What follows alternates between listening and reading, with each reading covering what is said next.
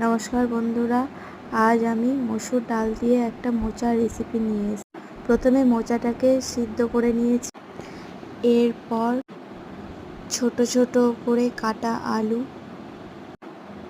মসুর ডাল দুটোকে হালকাভাবে তেলে নেড়ে নিয়েছি।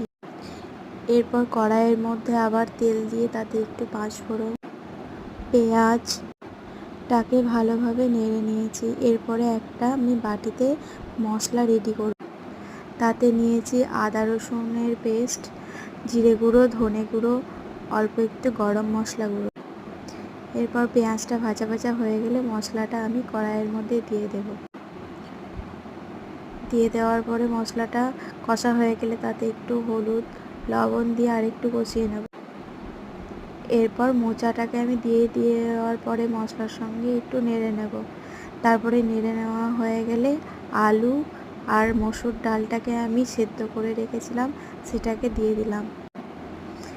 এরপর সবগুলোকে একসঙ্গে একটু নেড়ে নেওয়ার পরে সামান্য একটু রসটা মেরে নিলাম। এরপর গা মাখা হয়ে গেলে এর মধ্যে আমি ঘি অ্যাড করলাম। ব্যাস রেডি আজকে আমার মসুর ডাল দিয়ে মোচার রেসিপি। তোমাদের যদি ভালো লেগে থাকে আমার এই রেসিপি তাহলে অবশ্যই লাইক, কমেন্ট, শেয়ার